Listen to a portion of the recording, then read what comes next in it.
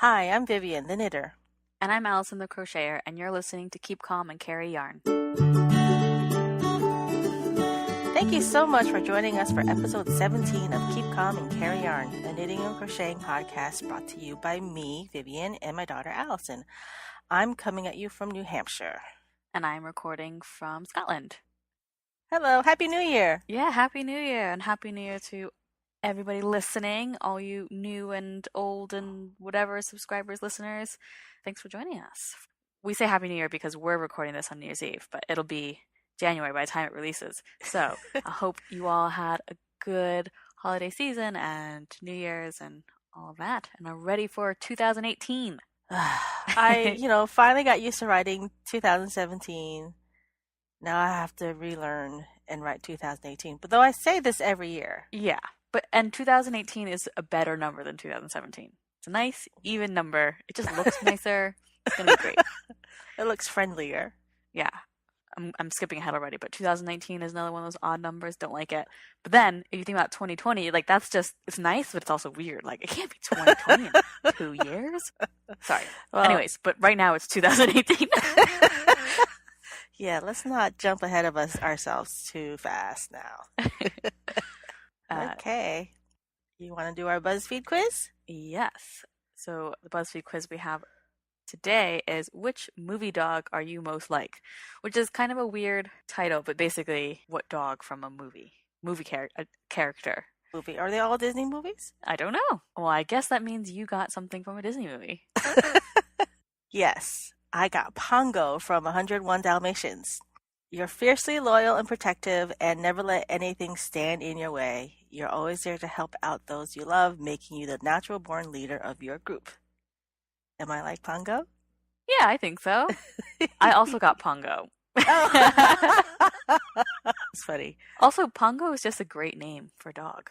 It Pongo. is. It's a good name. Though, when I was first trying out this quiz months ago, I got Doug from Up. So I don't remember what the description was for Doug. I'm looking at the comments, and some other potentials make it look like it's not just Disney, because you could also get Fang from Harry Potter. Oh, the slobbery dog.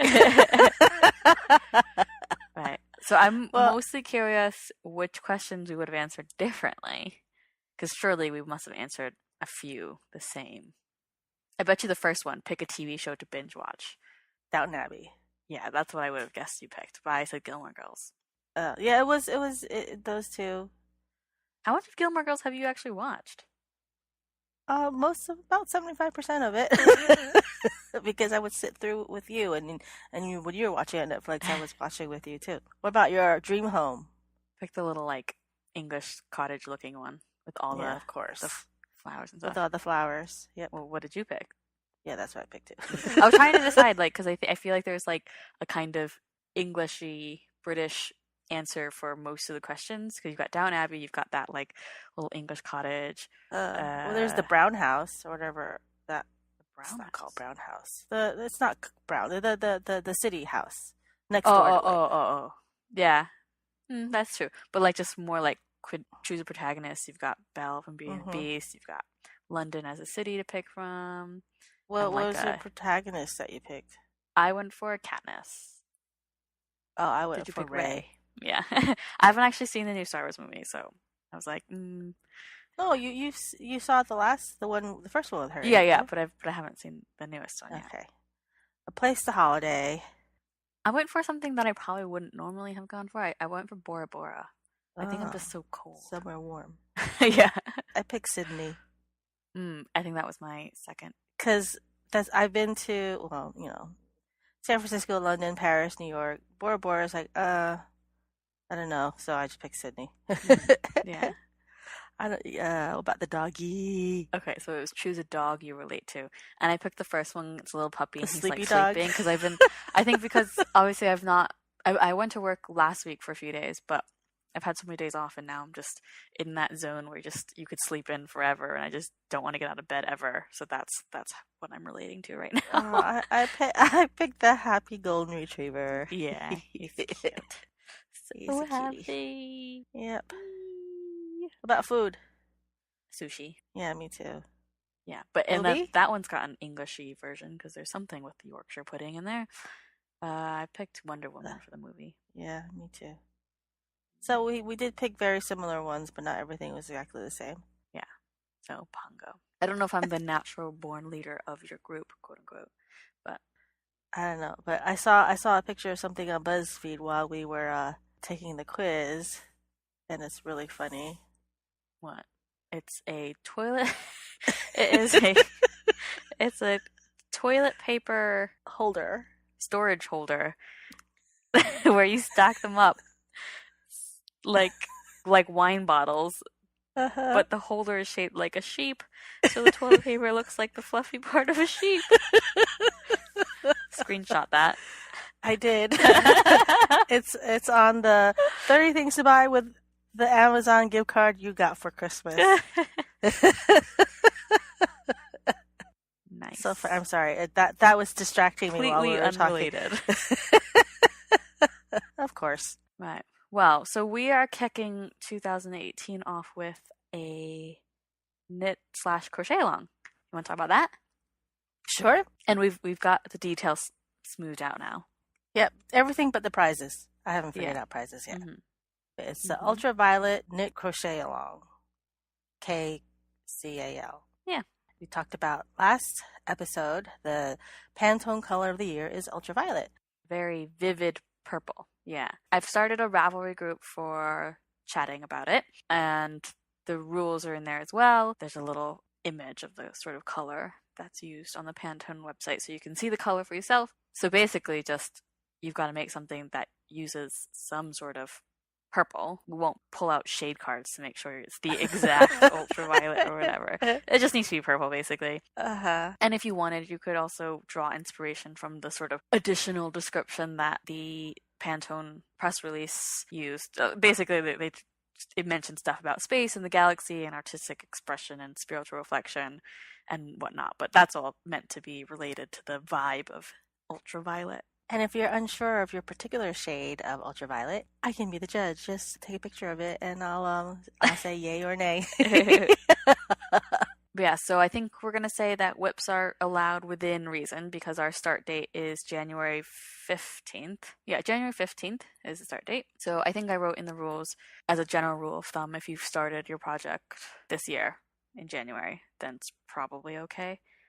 But just use your own judgment. Double dipping is okay. Is encouraged. I should do more double dipping because I don't really participate in that many KALs. I don't think you do either, really. No, I don't. I'm more of a lurker. And then we'll get a FO thread started at some point, and the end date is March 1st. So I think that doesn't give them a lot of time, though. It's like a month and a half. Well, if they want an extension, they can message us and we'll think about it. How's that? Maybe. Okay, so I was thinking about the logistics of prize giving is that if it's someone who's Europe-based, then I could send the prize. But if it's somebody US-based, you could send the prize. But then we could, depending on where the prize is bought or, acquired from, we're going to see each other in March? Yes. Also, we're going to see each other next month. Right. So basically, January 15th to March 1st is what we're saying right now. And I was thinking post your FO pictures by March 5th, which is the Friday after the end date. So it gives you a couple extra days to get your pictures in or sneakily finish something, I guess. Okay. I just bought my yarn yesterday online because I am planning on doing the Carlaway KAL. Sam's laughing at me. Carlaway KAL. It's spelled Carlaway. Yeah, but it's one of those things where it's like, I don't know. How would he pronounce it? Carlaway. I don't know. I just, when you see like names like that look like place names, just, you got to drop one of the syllables or vowels or something because that's what they do here. Anyway, so it's a pattern that was in issue 83 of Inside Crochet magazine, and it's like a chunky, close to your neck cowl in a DK weight yarn. I mean, it looks like a simple pattern. It's got like a bit of ribbing on the top and bottom, and then color work for the body of it, sort of like it almost looks checked, sort of three different colors. The one in the pattern is done with a coral, so I figure I just replace the coral with a violet, and I'm actually just going to use the yarn that is recommended in the pattern. It's Orkney Angora St. Magnus DK. It's Angora and lamb's wool, and I bought the violet one. I was looking on my computer screen, and it looked kind of much more violently violet than I probably want. But then when I looked at some other pictures of people's stashes on Ravelry who bought the violet, and it doesn't look quite as Violet. ultra violet as on my screen. So that's what I'm going to do, I think. It is what I'm going to do. It is what you can do. Yeah. I'm probably going to do it's in French. Grisdelin, Grisdelin. It's a cowl in fingering weight, and I ordered my yarn yesterday as well. It's a Blacker Yarn. I can't remember what it's called, but I ordered it from the Woolly Thistle. Oh, here we go. It's Blacker Swan, Falkland Islands, Merino 4-ply, and it's called Lavender, but it's more of a purple. It's not light in color. It's definitely a purple. So hopefully I'll get that before we start our knit along, and I can cast on time. I'm sure I'll get it because today, today's New Year's Eve for us, and I'm sure Claire will get it to me within the week. What was the pattern again? Did I not put a link in the show in our notes? I think you sent me the pattern when we were texting. It's a cowl. It's a cowl, and it's got little I guess it's a little lacy, and it's it's lacy. It's a simple cowl, but I think the lace will look good when it's wrapped around your neck. I sent you the link. Nice. So is the actual pattern all in French? No, it was just the title is in French. Okay. Because the description on Ravelry is also in French. It's all in French. No, it has an English version. Oh yeah, and a Spanish version. I see that now. Yeah, but even if it was all in French, I mean, I'm sure there's a chart, so you could figure it out as long as you can figure out the cast-on number and all that stuff. So, and I'm sure I would have been able to figure it out with my high school French. I was gonna say if between the two of us, if anyone's gonna pronounce the French correctly, it's you. The name of the pattern. So yeah, I think we've both posted on the chat thread on our Ravelry group that we've started. So yeah, start looking. Yeah, so share what patterns you're looking at or what yarn you're looking at. I want to see all the pretty purple shades and all that. Yeah, purple is one of my favorite colors, so that's perfect for me. Yeah, I don't know. Like I just did my Linen Loops infinity scarf thing, and that was a purple. And I like purple, but I don't wear it. No, I don't wear a lot of purple. So I think this cowl would be good because it's more like the purple is an accent color. It's the ribbing. I'll do it in the same colors in that like charcoal sort of gray. And then there's the natural color to go with it. So it breaks up the purple. I think I'm more likely to wear it that way. Yeah. Well, I have a black down jacket. So when I'm wearing my jacket, I can wear anything. Yeah. It's just when I take my jacket off, like, oh, it doesn't match what you're wearing inside. But who cares? Yeah. So you're planning on double dipping. I am. Because you're using Blacker Yarn. Yes, the Edinburgh Yarn Festival. Blacker Yarn knit along, and I do actually listen to Knit British, which is run by Louise Scully, and I've been listening to her for a while. The knit along is sponsored by Blacker Yarns, and I am going to the Edinburgh Yarn Festival. Yeah, so I figured I'd participate in this one, and I have the lovely Claire McAvoy, a couple hours north of me, who has the online shop Woolly Thistle, and she carries all that yummy Blacker yarn. And lots of other British Yeah, wools. I was looking at the Blacker Yarns website and the stockists, because I was just wondering where you were going to get it from. At least on their website, the Woolly Thistle is the only U.S. stockist listed. Yeah, she is. She's the only place we can get it in the U.S. right now. So It's pretty cool that, she's practically a neighbor. Yeah. And she usually, she can get to me in a couple days probably when she sees the Mhm. order. So yeah, I'm excited about that. So basically, the knit along, I mean, it's hosted by Blacker Yarns, but partly because Blacker Yarns is also the sponsor, or they host the podcaster lounge at the Yarn Festival, and they did that last year as well. So they had like a big stall sort of thing right next to the podcast lounge. That's where you met Faye and Yeah. yeah. Okay. But yeah, so I think, you don't have to go to the Yarn Festival to participate in the KAL, whatever. But since No, you're of course not. participating, I think I will also participate.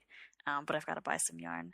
I think I'm going to make the Wisteria Trellis shawl from the Shawl Project pattern book, which was published by the Crochet Project by Joanne Scrace and Kat Golden. So I was going to do a shawl You're going to be able to do 2 projects? Yeah. In that short amount of time? I don't... Well, the KAL, I think I'm going to try. I bought the Shawl Project at the last Edinburgh Yarn Festival, and I've not made anything from it yet. So I feel like it's appropriate for me to be making finally something from a pattern from this book for the Blacker Yarns KAL for this year's Yarn Festival. So yeah, we'll see. Yeah, I'm sure. Wait, which It's the Wisteria Trellis shawl, and it's you don't have a link for it. You have the link to the yarn for your Carlo way, but no, I've linked it. Oh yeah, here it is. Yeah. Here it is. I'm blind. It's, what does it look like? So all the patterns in this book, the idea is that that's pretty. All the patterns use mini skeins. This pattern in particular, I don't really get why. I don't think there's really a need to. There's the main body of it, which is done in like solid sort of stitch, and then the edge is lacy. And I think the edge uses the mini skein, so it uses 5 different colors. So there's sort of an ombre of just the laced edge. You can't really tell from the pictures really well. You can see maybe one of the color changes. I think that's the idea of it. But I probably would just do 2 different colors, one for the main bit and one for the lace edge. Well, I like the sample colors. I was thinking of a charcoal and a mustard. Purple. Right, you're enthusiastic about that color combination, I see. I don't like the mustard, so. But yeah, that's a beautiful pattern. I love it. Yeah. Right. So, shall we talk about what we're actually working on instead of stuff that we're planning on working on? Sure. Do you have any whips? I do. So, my first whip is a scarf for Sam. Was I talking about it last episode about how I was struggling trying to find yarn for Sam? Yes, you did. Yeah. You were talking about it. So we went out, I guess it was before Christmas maybe, and we found the Rowan Alpaca Soft DK, and it's really soft. Nice. There was 2 different Rowan yarns, and I had Sam feel them. I'm like, which one? And like, obviously, he liked the soft one. The other one was just put it on wool. his face and everything. I don't know. So it's 70% virgin wool, 30% alpaca. But I think it says made with extra fine, super fine merino wool and baby alpaca. So I've got it in a sort of medium gray and a maroon color. Looks blue in this screen. Like a slate. No, it's very definitely just like a medium gray. And then the maroon burgundy was actually a Sam suggestion, because I was like, I don't know what colors to do it in. I was thinking of just like black and gray. Will it clash with his hair? No, he wears a lot of maroon. Does he? T-shirt. Yeah. Okay. Clash with his hair. If he had to dress with things that didn't clash with his hair, he'd be a little more limited. Anyway, so I'm doing just a simple waffle stitch. It doesn't look simple. It's fairly simple. It's one of those things where I didn't need to find a pattern or anything. I'm just doing a waffle stitch. It's just a series of regular double crochets and double crochets, forward post and like forward post. And what's the other one behind? It looks very squishy. Yeah, it's pretty squishy and it's still really soft. Yeah, so I'm doing it so that the ends are maroon and then the middle bit's gray. And then the end again is maroon. Uh-huh. So just like a little bit of color blocking that way. So will he be able to wear it this winter? Yeah, I think so. Maybe in like February. He probably won't be wearing a scarf in February. He went out the other day in just a sweater, and it was actually literally freezing. That's not the point of this conversation, though. The point of this conversation is the scarf. So yeah, so working in that. And then I also started a pair of socks. Oh, nice. I've been threatening to try to crochet socks for a while now, and I've finally done it. I've started partially also to participate in Faye's One Skein Wonderland KAL. The idea of it was to take a skein. It's a short KAL because it's just one skein, but to find a skein of yarn in your collection that like maybe you haven't used yet, but you really like, and just to find a use for it. But I don't really have that much yarn, so I don't have anything that fits that actual description. So I've just chosen yarn that I have, basically. Mm-hmm. Yarn that was gifted to you. Yes, so it's yarn that was gifted to me by you. It's just, it is sock yarn. It was gifted to me too. Was it? Well, it was somebody's de-stash that she had a big box of stuff and just said, here, take what you want. So I took some. I can see why you took this. It's very much your colors. It's like blue and turquoise and bits of green. It's just, it's a discontinued yarn though. Patent stretch socks in spearmint. It's got some elastic in it. Yeah, it's cotton wool nylon elastic, 7% elastic. Do you not like that? No, I'm just saying it's got, I acquired 2 skeins of that particular yarn in 2 different colors, and I made a purple pair of socks out of the other ones. I don't even know who ended up with it, but yeah, it was fine. I think even though it's the One Skein Wonderland, I've got 2 of them, but they're 50 grams, and I think the limit for the KAL was 100. The limit was 100 grams. Is 100 grams. So they figure I feel like this should be allowed. I'm stretching. I feel anyway. So the socks I'm doing is just one of the sort of first patterns from the Ron Strong book that I talked about last episode, the Step into Crochet. It's the Beltline cuff down socks. There's also the same pattern as toe up. I don't know why I decided to do the cuff down one, but that's the one I decided to do. And it's just a really basic sock, but it uses a linked half double crochet instead of a normal stitch. I think the other basic sock pattern that's in this, the Gorman Street socks, uses just single crochets. But yeah, so the linked half double crochet, it's not really a tongue twister, but for some reason I just can't spit it out. So, with a normal double crochet, with a normal half double crochet, you do your one yarn over through the stitch, pull through, and then pull through all 3 Yep. at once. So instead of doing that initial yarn over to get the right amount of loops on your hook, you put your hook through a bit of the previous stitch. Okay. So you put your hook through a bit of the previous stitch and then pull the yarn through. So now you have 2 loops on your hook. And then you put it through the next stitch that you want to work, pull the loop through, and then you have 3 loops on your hook, and then you pull through all 3. So basically it's linked because you pulled through the previous stitch. Yeah. Okay. And so it's meant to give it a bit more horizontal stretch because the stitches are all linked to each other rather than completely individual. Oh, I see. And it has a little bit of a different look that I kind of like. So yeah, I've not gotten that far. I've done the cuff and a few rows. So let's see how it goes. It looks cool. And the color is nice. So we'll see if I actually finish that for the KAL. Now that I'm talking about all these things I want to do at the beginning of this year, I don't know if I'm going to finish them all. So you have the 2 whips. Yeah, I've got the 2 whips. But also, so I meant to say, I'm obviously with this book, the whole idea is that, trying to learn how to make socks that fit you and knowing how to adjust the pattern to fit your foot. And so I was looking at the finished sizes, and the pattern has 3 different sizes. Foot length is fine. I would go with the medium size. My foot circumference, though, is off that. It's bigger than the biggest size. So I'll have to, hopefully by the time I get to that part of my foot, I'll have gotten used to the pattern and figure out how to increase it to actually make it fit.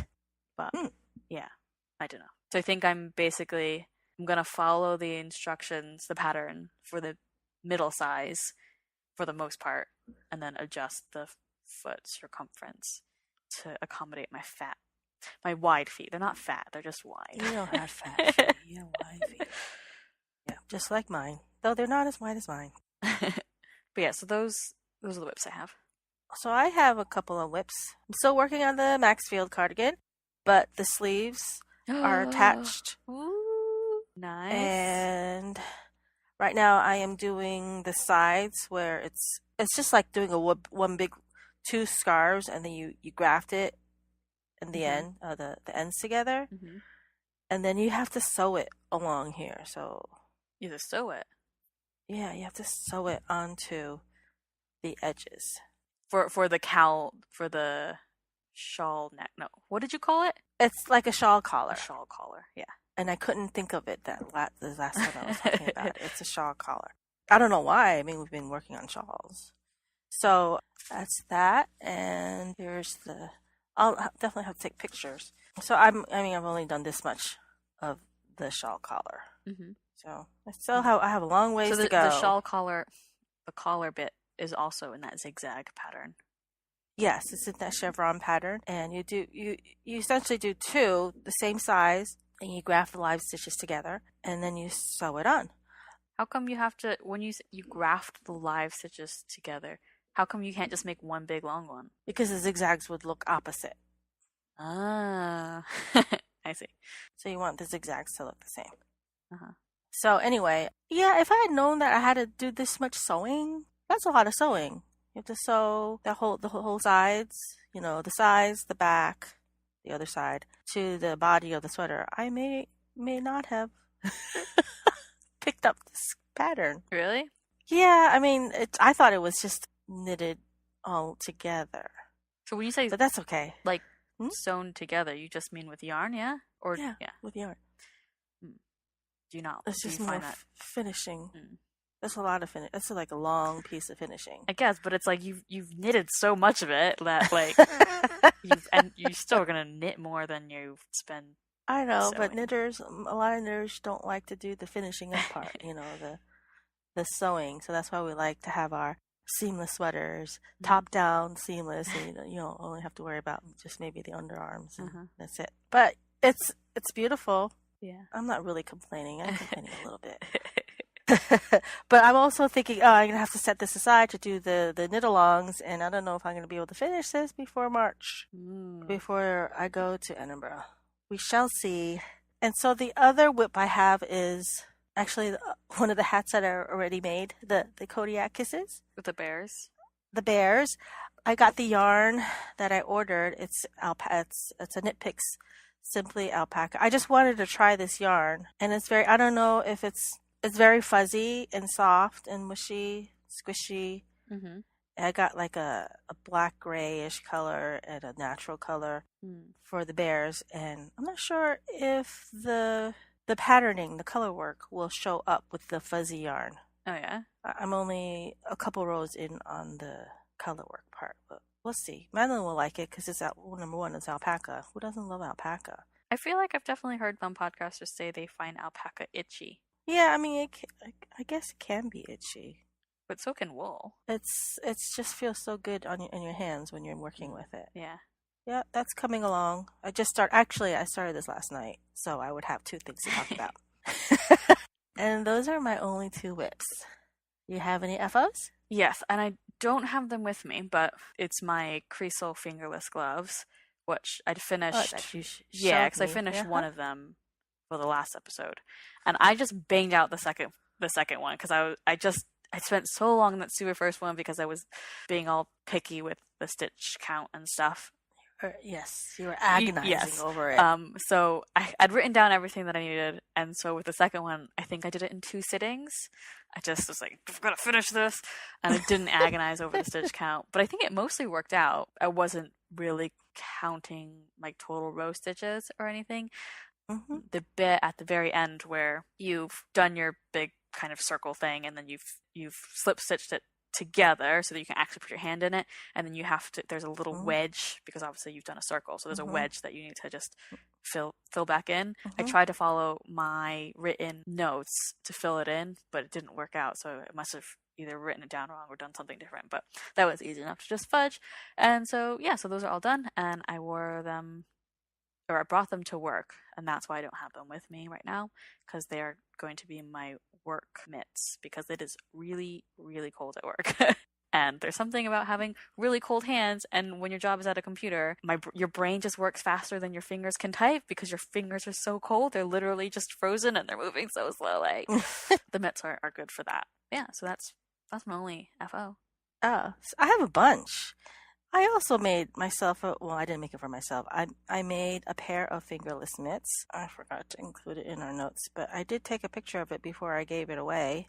I made it for my brother because he was he was looking for something. He plays the tuba. He does this tuba Christmas thing all up along the Northeast. They play in Rockefeller Center. I know he's gone to Maryland to do it, Baltimore, and some others in Philadelphia. And it's just a bunch of tubas playing Christmas music. And, tubas usually are the harmony. They never play the melody. Well, they very rarely play the melody. I don't know what that means, but okay. They are very rarely the stars of the show. They're in the background. So just something he likes to do. And he was looking for like a Christmas vest to wear for next year. I looked around. I couldn't find anything. And he's quite large. He wanted something knitted. Like a sweater vest, something like an ugly Christmas sweater, but in vest form. Right. And I could only find fabric ones, so I was like, you know what? I'll just make him something. So I made that as quick as I could to bring down to New Jersey, so he can wear his fingerless mitts next year when he plays tuba. Okay. The first thing I thought, because it's the red and white stripes, I was like, "Where's Waldo?" That's exactly what Madeline said. Every time I showed her, it was like, how's it look? How's it look? She would say, where's Waldo? It's like, geez, maybe I should have sewn some holly leaves or something on it. But it fits him. I was afraid it wouldn't fit him, but they're pretty stretchy. I just followed somebody's pattern for the stitch count and everything. It was a free pattern. I'll include a link to that. So that was my first FO. I made another quadratic hat. And remember you were asking me why is it called quadratic hat? Well, I figured it out. Yeah. The reason why I didn't know is because I've been doing the crown decreases differently from what the pattern calls for. I think I did one of the ones for my dad, how the pattern describes. So basically they look like instead of the stripes looking like a circle in the top of your head, it looks like a square because of the way it decreased. Okay. Instead of decreasing like in eighths, it's decreased in quarter wedges. Does that make sense to you? Yeah.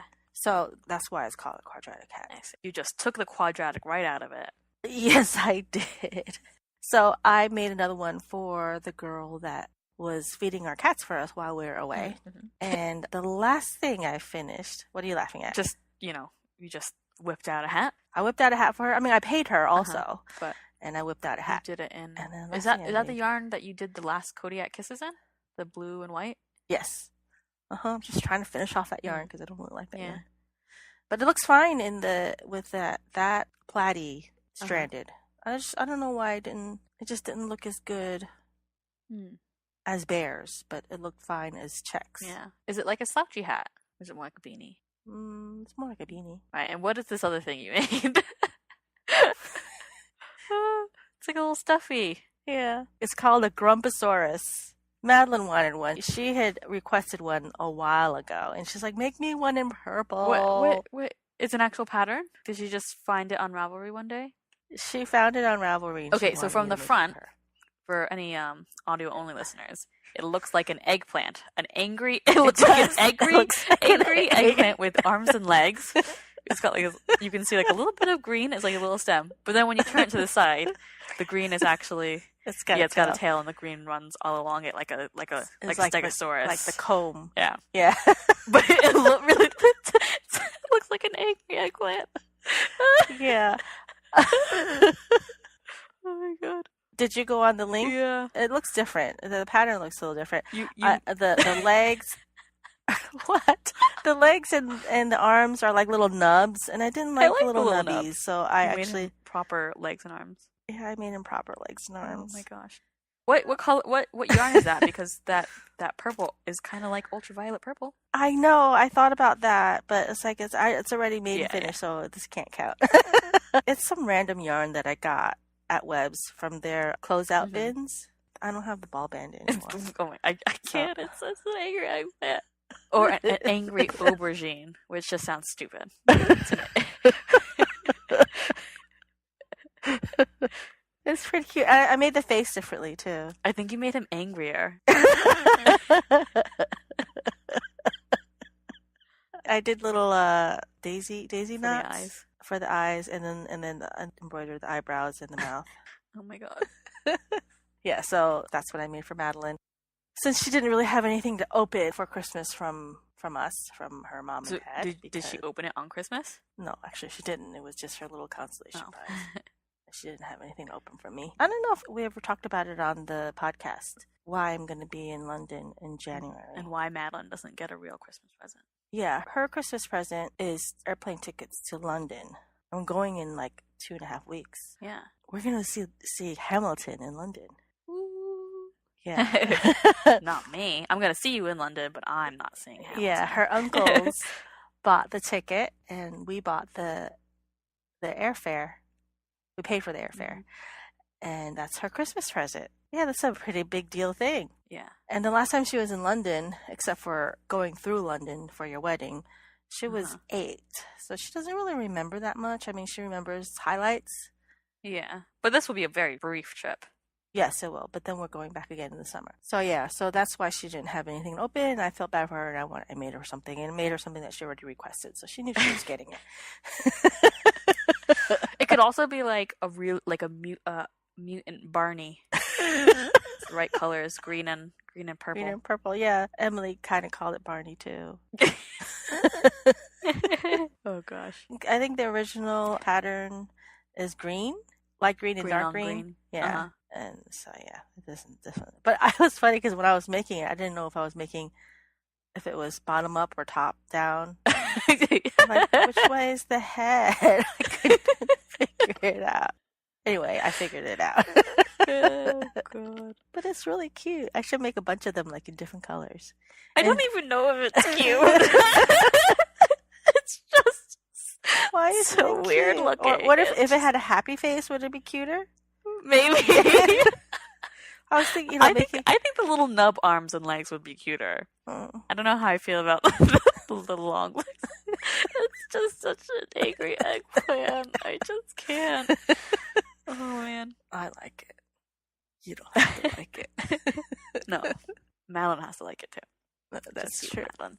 But yeah, I got to open stuff from you. More of the same. Stuff that I already knew was coming to me. Are we going into yarny bits and bobs? Yeah. You sent over my what's it sweater.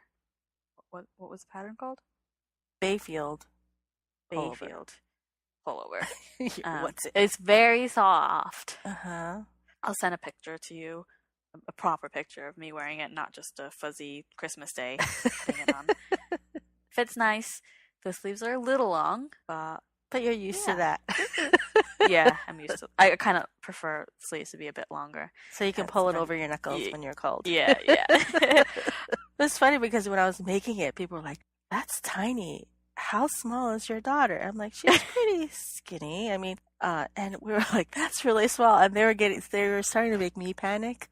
I'm like, oh, it stretches. I'm sure I made measurements. I'm sure it'll fit her. I think the only thing that feels a little small is the head hole. Because it doesn't stretch.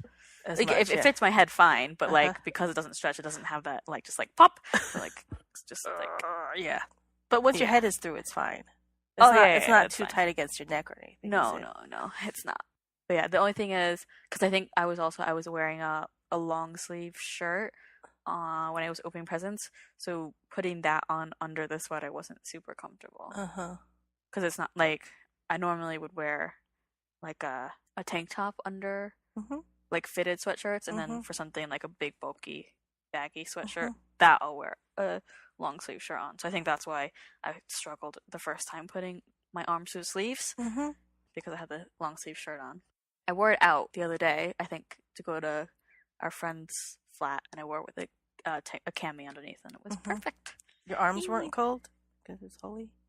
No. Okay. I mean, I was inside, so fine, and it is really soft. And then we also got the socks that you made for Sam. and he was wearing them earlier today. His warm socks, he You says. like them? Mm-hmm. That's good. I saw my mom wearing the purple socks I gave her earlier this year, or earlier last year, I should say. So that made me happy. And all the cousins posed for me. Well, did they all in pose their in hats? their hats? And I guess I will probably include them. Maybe not the show notes, but at the very least, you can include them in the video. Yeah, you should Instagram them. Okay, I will Instagram them. There's Jessie with hers. Danny with one of his. Did you make him more than one? I made him that one and because this is one of the quadratic hats. I also made him that, what's it called? You know, the reversible brioche one. Oh, right. And here's my dad wearing his. He's not very good at wearing hats, but what does that even mean? He kept folding it up so it looked like he was wearing like a yarmulke. I was like, stop folding it. What are you doing? Let him wear his hat how he wants. So I had to pull it down a bit for him so I can take that picture, and then you can see the messy kitchen behind him. And Virginia, my sister, sent me pictures of her girls wearing their hats, and they seem pretty happy. Nice. Yep. Well, they ought to be. They have very cute hats. Yeah. Do they get a hat from you like every year? No, maybe every other year. I don't think I made them anything knitted last year. Right. I mean, it's kind of allowed because they're small and they grow a lot every year. Yeah. Well, Evelyn's is actually an adult size. Mm-hmm. But she's 11 years old. Her head isn't going to grow that much more. Yeah. Not now. Yeah. So Virginia did make the comment that I think Evelyn's is a lot nicer than Olivia's. Because, I lined it. I lined it because it would have been too big for her if it wasn't lined. Because, it is an adult hat. And it's an adult slouchy hat. Right. And Olivia's, I just didn't bother because she's still growing a lot. Yeah. She's not going to be able to wear this very long. And so I'm like, okay. And I said, well, it's harder to find. There's more adult patterns than there are children's patterns. That's what I told her. I don't know if that's actually true. But, in my library and in my favorites, there's more adult stuff than there are children's stuff. So yeah, I don't really know if that really answers her implied question. Could it be that you like one niece better than the other niece? Like, no. So you gave me that little brooch with the knitting ball and the knitting needles. I don't have it with me right now, but I will take a picture. I love it. It's so adorable. Yeah. Where did you get that? I got it on Etsy because I bought one for myself from the same seller. He does, I think it's a he. He does little brooches, little pins. One with the 2 knitting needles through the little ball of yarn, and one with the crochet hook. And so I bought the crochet hook one for myself and the knitting one for you. And I was like, oh, should I post a picture of it or should I not? Because I was giving you one as well. I did post a picture of it. Of just the crochet hook. You didn't do the knitting needle. Yeah. Always. I didn't. But it's done by Max's World. Is the Etsy seller. He also does earrings, similar style. I like how the packaging says that 100% British wool. Yeah, so he does ones of like different, like brightly colored ones and stuff, but he also had the natural, I guess undyed probably, yarn ones, and I thought those were nicer because they were, I don't know, British wool. Yeah. Oh, the dyed ones were not? I don't think they were, but I don't know. I like the natural colors as well. Anyway. Yeah, I like it. It'll go with any jacket I wear.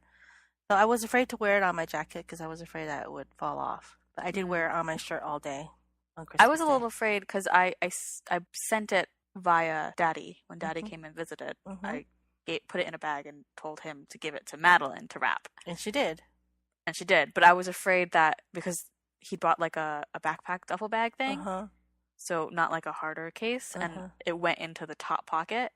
So I was afraid it might get crushed and the needles might break because they're just little wooden. Yeah. No, they survived. That's good.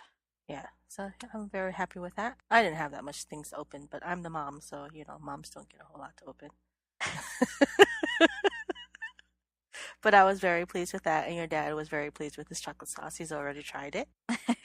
Yeah, I think everybody that received knitted love from me were happy with their things. I don't know. They seemed happy enough anyway. I'm sure they were.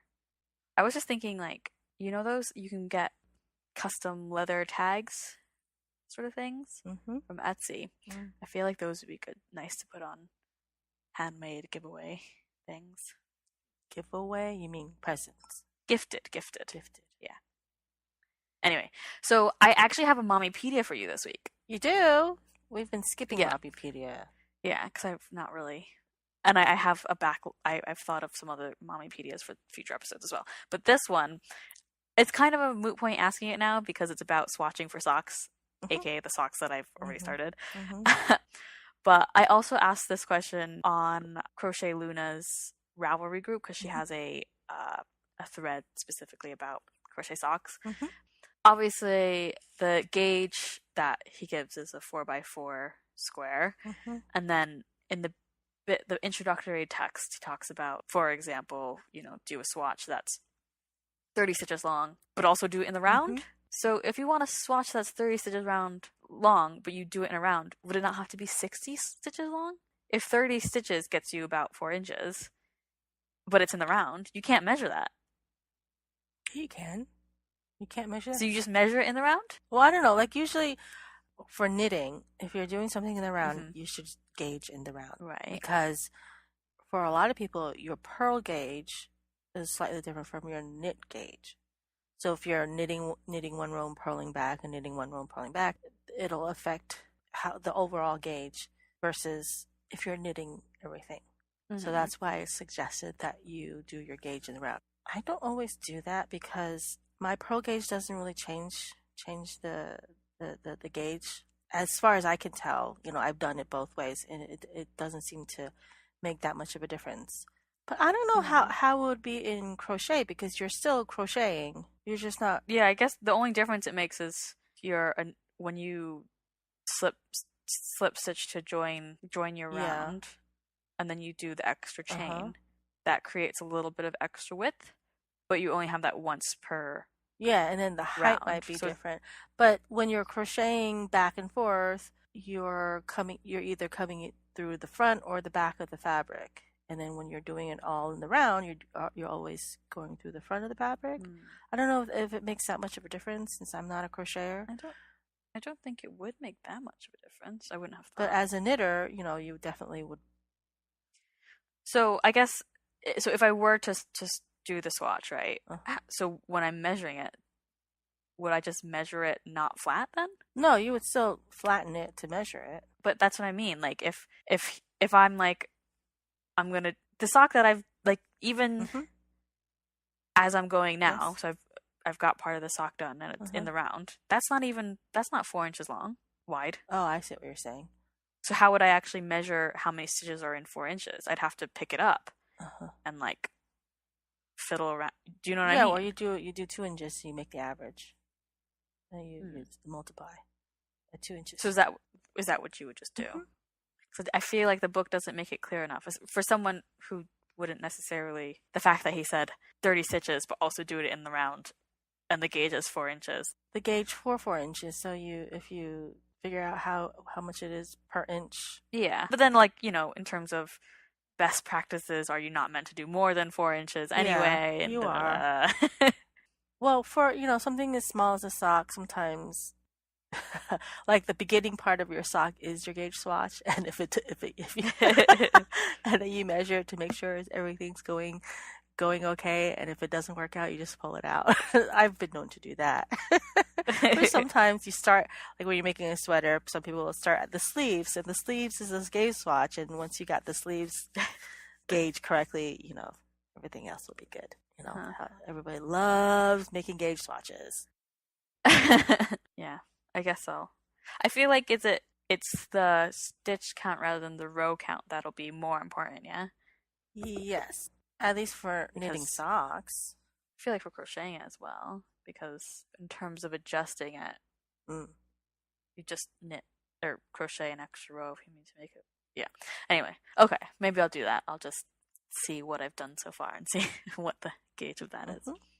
That is my Mommy-pedia. Nerdtastic. Anything more nerdtastic? Have you ever watched Black Mirror? I watched an episode with you when you were still home. It's kind of like Twilight Zone-ish. Yeah. The 4th season just was released on Netflix on the 29th of December. So I've watched the first few episodes of that, and how is it? It's good. It's it's one of those shows where it's like it's good, but it's also none of the episodes make you feel good. It's not that kind of good. Like, okay. Beyond that episode that I watched with you, I haven't watched any. But what about The Crown? Have you been watching The Crown? Oh, I finished this. You finished? I finished the season. Yeah. Did you like it better than the first season? I don't think I liked it better than the first season, but maybe I don't remember the first season enough to make a judgment call. It was funny. We were talking about it over Christmas. Your uncles were asking me if I watched it, and I was like, "No, I haven't really started the second season." And there was like a misunderstanding, and like, "Oh, really? I thought you would have watched it by now." I'm like, "Are we talking about the first season or the second season?" And they're like, we just started the first season." Like, "Oh no, I watched the first season when it dropped." So have you not watched any of the second season, or? I watched the first 3 episodes, I think. Yeah. So I just haven't had a lot of time to watch TV because, Christmas, holidays, family stuff. But I'm enjoying it. Well, and for anyone who doesn't know what The Crown is, it's a Netflix original, right? The Netflix original, and it's about the Queen, as in the current Queen, and it starts pretty much at the start of her reign. And the whole thing is before. Just before. Yeah, it starts before, but it's basically about her reign. And every 2 seasons, they're going to change actors. Oh, okay. I didn't know so that it follows her life. Yeah, so so this is the second season, and then the 3rd season will have a new actress as the Queen. It's something Coleman, the woman from Broadchurch. Yeah, the woman from Broadchurch. Yeah. So she's going to be the new Queen. They've not announced who the new Prince Philip will be. Well, I like her. I'm sure. It'll be weird though to readjust. It's different because I don't know. Do you think of it as a different series? No, I don't know. None of the people are going to be the same. I guess. I wonder how far they're going to take it. I don't know. In terms of how modern they're going to get. So yeah, that's the show. And I was reading something about how The Crown has no other show or movie about the monarchy has done as much good as The Crown in terms of their image and whatnot, because it makes her a really sympathetic character and all that sort of thing. Well, I mean, but this is about the current royal family. It's not from generations ago. Yeah. But but that's what makes it relevant, and that's what's I don't know. But Matt Smith's Prince Philip is so obnoxious. We're talking about, I was saying, how Prince Philip does not look very good in this series, and then Uncle James was saying, well, neither does Elizabeth. I was like, but you can see her, the just how she's trying to be the leader of the family, plus a big sister at the same time in the first season, and I can understand, from both sides, from Princess Margaret's position and also from Elizabeth. You feel bad for both the characters. Yeah, but you don't really feel bad for Prince Philip. Not in the series, anyway. No, he just comes off as really whiny. And is it because we're women? If you're a man, would you feel more sympathetic for him? Maybe. I don't know. Maybe if you were a man of that generation. Because I think that's part of it, right? Because he feels emasculated because, Sam said something about Matt Smith's portrayal. Something about, I don't know. Anyway. You can't remember what he said? It was something... What's the point of mentioning it if you don't remember what he said? I know, sorry. Basically about, how you could see how Matt Smith's portrayal, it does really feel like you could see that man becoming the Prince Philip that is Prince Philip today. Oh, I see. Basically, that Matt Smith has done a good job. Anyway. But what is an episode of Keep Calm and Carry On if we don't mention some sort of Anglo-centric TV show or book or movie or... Exactly. I was going to jump into what I've been up to. Because, well, obviously, so today is New Year's Eve, but yesterday was the start of Hogmanay. Mm-hmm. Hogmanay. Yeah, that. Which is a sort of. I would think I was trying to read to see like the origins of Hogmanay, and my conclusion was that no one really knows the exact origins. It's like Celtic, Gaelic, blah blah blah. What does the word mean? I don't. Did you find that out? It's just this period. Basically, you'll find celebrations in Scotland from the 30th to the 1st. So last night there was this torchlight procession. You could buy tickets to get a torch, and they're basically like massive giant candles. But the procession was like down the Royal Mile, and then it ended at Holyrood Park by the palace. And we didn't actually go to watch the procession, but we went out to watch fireworks, and we were up along the hill so that we could see bits of the procession, like through the buildings, and it lasted forever. It was just like you just see more torches and more torches. And I'm sure if you had gotten a really good view of it, it would have looked really cool. It's like this river of fire, basically. But yes, we went for the fireworks, and they shot off some fireworks from Calton Hill and stuff, and that was cool.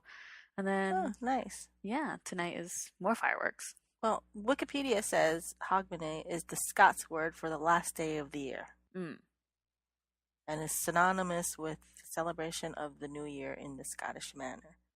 So it's kind of like in the Chinese tradition of New Year's or Chinese New Year. It's like a 2-week-long celebration. Yeah. I think kids are off of school for like 2 weeks and stuff like that. Yeah, and businesses close down. And we can't get things made in our Chinese manufacturers because of Chinese New Year. But yeah, so I was just looking. There's pictures online now of the torchlight. Bits of the torchlight procession. They had everyone go to Holyrood Park, and I think in the picture you can see that there's still people coming down from the Royal Mile, but then they had them spell out a word, and I think people in the run-up to yesterday could vote for what word they wanted to spelled out, something to do with Scotland, and the word they picked was bra. I see people in Viking dress. Is that the right thing? Might be. It's just a Google image search. There were definitely people in kilts holding torches and stuff. But yeah, I see lots of Vikings. Right. So, but yeah, that was my yesterday, and just to bring it back to New Year's and whatever. That's very cool. You get to experience New Year's in Scotland. But yes, we've got a busy beginning of the new year planned for ourselves. Lots of projects. Yes, lots of projects. Traveling for you. Traveling, yay! And one of the BuzzFeed quizzes that I was sampling says, what does 2018 have in store for you? And whatever, blah blah blah. At the end of it, it said travel for me. It's like, oh, I know that's correct. True. Yep. Yeah, so pretty exciting. So we don't have anything for shop talk because I have not done anything in the shop since the day before Christmas or 2 days before, whenever it is, since the holidays started, the school holidays and stuff. So there's nothing new in the shop. But there's stuff in the shop. There is stuff in the shop. You can still buy whatever the heck that I have in the shop. I will be sewing more stuff for the shop as soon as you feel like you have time. Probably as soon as Madeline starts school back up, and I do have the time. I don't have to cook all day long for the people that are home with us. Is that it for us? Yeah, I think that's it. We'll start our goodbyes. You can find our show notes on our website at kcacypodcast.wordpress.com. You can also follow us on Instagram at kcacypodcast. Subscribe, hit the subscribe button if you're watching on YouTube, or if you're listening the audio version on iTunes or wherever else you get your podcasts. And then you can also join our Ravelry group. Just search Keep Calm and Carry Yarn podcast in the group tabs, and you can have a little chat with us and let us know what you're thinking for the Ultraviolet KCAL. And what kind of dog you are. So thank you for listening. And remember to keep calm and carry yarn. Happy New Year.